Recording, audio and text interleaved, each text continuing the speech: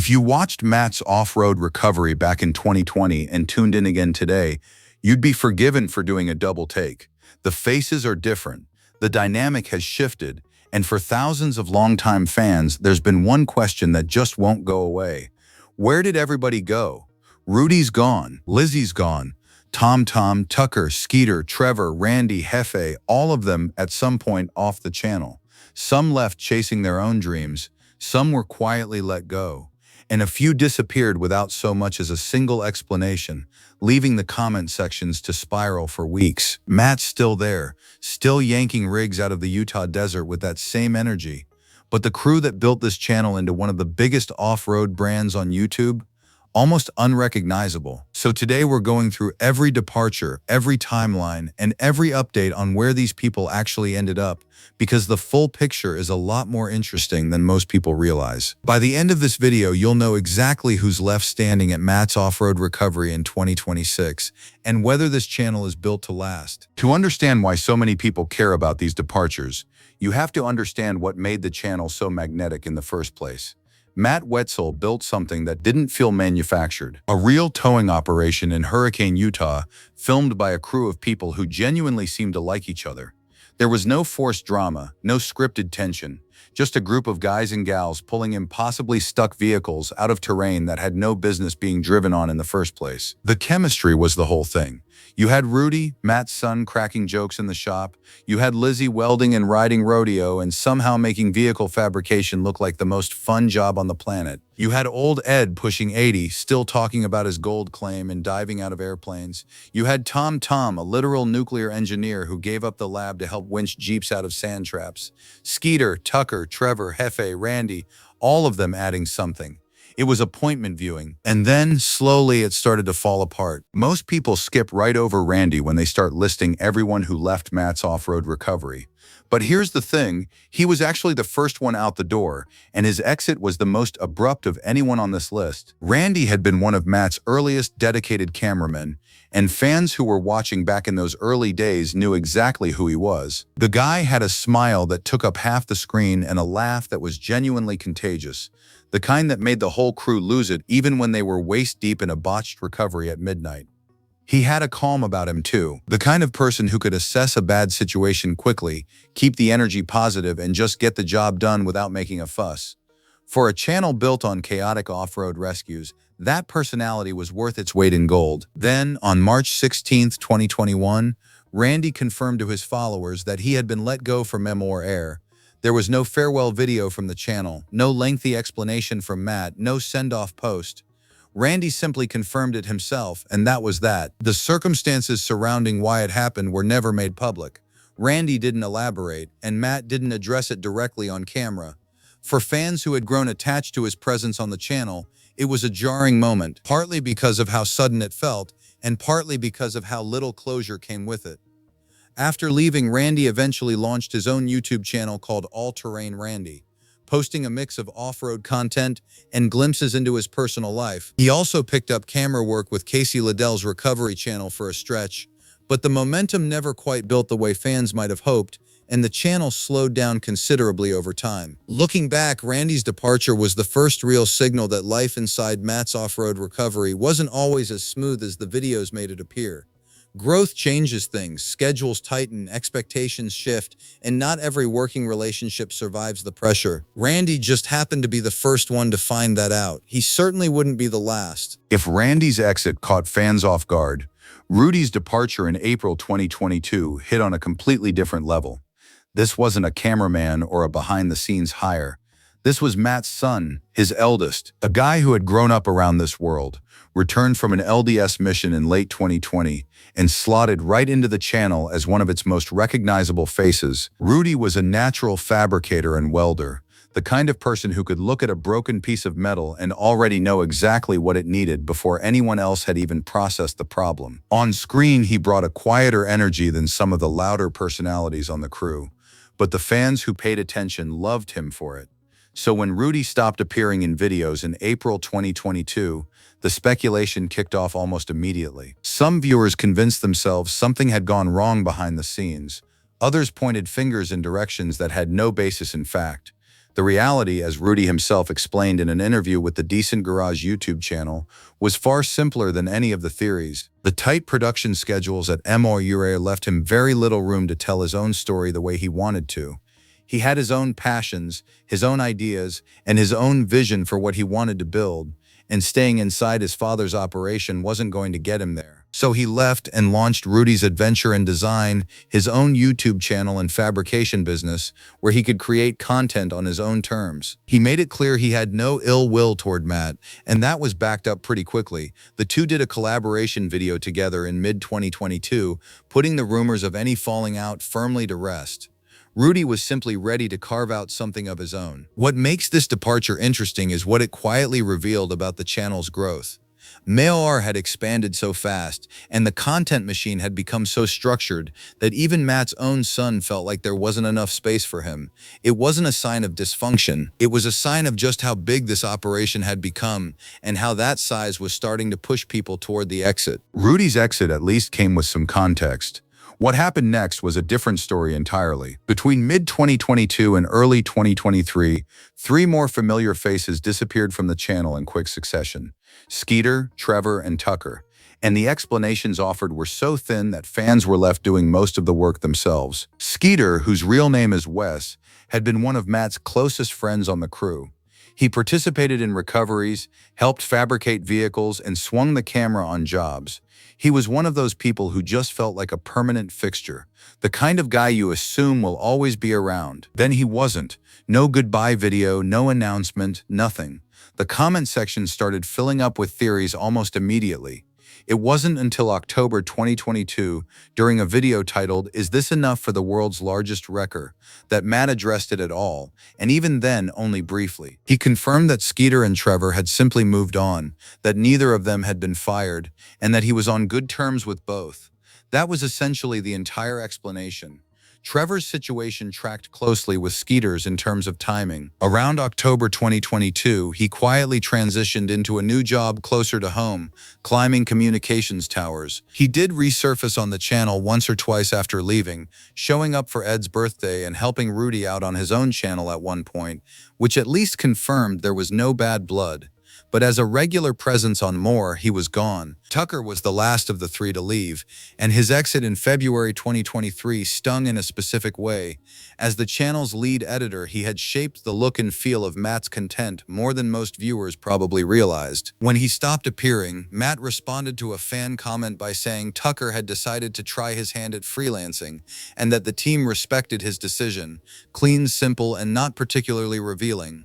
What's interesting is that all three eventually ended up in each other's orbit. In June 2023, Tucker and Trevor launched a YouTube channel together called Misadventure Lab, later joined by a July 2024 update confirming that Skeeter and TomTom were also still in Hurricane, working in automotive fabrication.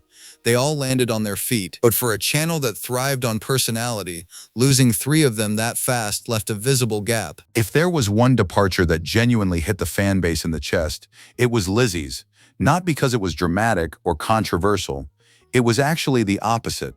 It was sad in the quietest, most human way possible. Lizzy Stout, who became Lizzy Ballard after marrying her husband Clancy on September 30th, 2022, had been one of the most beloved figures the channel had ever produced. She was a skilled welder, a rodeo competitor, a natural on camera, and the kind of person who made everyone around her more watchable. Matt's family and Lizzy's family had known each other for multiple generations, practically making Matt an uncle figure to her. That closeness was visible in every video she appeared in, and fans felt it. The signs of what was coming had been there for anyone paying close attention. Lizzy had never hidden her love for ranching and horses. It came up constantly, both on screen and on her social media. When she married Clancy, whose family ranched in Kane County, Utah, the writing was arguably already on the wall. Then in early 2023, she announced she was stepping back to part-time, wanting to spend more time with her husband and help out on his family's ranch. A few months later, in July 2023, the channel posted a video titled, "I Never Expected This," a send-off dedicated entirely to her departure. Matt didn't let her leave empty-handed. As a goodbye gift, he bought Lizzy a black 12th generation Ford F-150 FX4. a gesture that said everything about the kind of relationship they had built over the years. She moved away from Hurricane to pursue the ranching life she had always talked about, with goals of horse riding and eventually buying property of her own with Clancy. Since leaving, Lizzy has stayed largely off social media, though she shared the occasional photo with current Mirror True members, making it clear the friendships are intact. She hasn't reappeared in any videos. And despite fans holding out hope for a cameo, it seems like she's exactly where she wants to be. For a lot of viewers, Lizzy's exit marked the real end of an era. Everything after felt like a different version of the channel, and in many ways it was. By the time TomTom left in late 2023, fans had already processed enough departures to recognize the pattern. But that didn't make this one any easier to absorb, because TomTom wasn't just another crew member. He was one of Matt's oldest friends. The two had known each other since 1995, nearly 3 decades, and Matt had described him as a sounding board for his ideas going all the way back to the mid-90s. That kind of history doesn't just exist in the background, it bleeds into everything, and longtime viewers could feel it in the way the two of them operated together on screen. What made TomTom such a fascinating presence on the channel was the contrast between who he was on paper and what he was actually doing. This was a man with a master's degree in physics and a second degree in nuclear engineering. He had spent 16 years working at the Idaho National Laboratory, designing components in hot cells and managing large-scale research projects. And yet there he was, out in the Utah desert, winching stuck Jeeps out of sand washes and fabricating recovery vehicles from scratch. That gap between his credentials and his day-to-day reality was genuinely entertaining, and fans loved him for embracing it so completely. When he stopped appearing on the channel in late 2023, questions started circulating almost immediately, particularly around whether his friendship with Matt had survived the exit. TomTom addressed it himself in a YouTube video, making it clear that he and Matt were still on good terms and that there was no falling out behind the scenes. His reason for leaving was straightforward. He wanted to focus on his own business. He had launched TomTom's shop, his own YouTube channel and fabrication operation, and building that out properly required his full attention. Given the level of skill and experience he was bringing to the table, that decision made complete sense. It was a clean break between two people who clearly respected each other too much to let a career change get in the way. But with TomTom gone, the channel had now lost yet another of its core original personalities, someone who had been part of the fabric of Mar since long before most of the audience even knew the channel existed. That kind of history is impossible to replace. If you had to pick one person whose departure felt the most surprising from a structural standpoint, it would be Hefe. Not because it was dramatic, it wasn't, but because of what Hefe actually did inside the operation. This wasn't someone who showed up for recoveries and cracked jokes on camera. Hefe, whose real name is Jeff, was Matt's nephew and the man responsible for keeping the entire machine running behind the scenes. Accounts, budgets, websites, crew rosters, human resources, marketing, asset management, all of it ran through Hefe. Matt was the face and the force of the channel, but Hefe was the structure underneath it. The crew called him Hefe for a reason.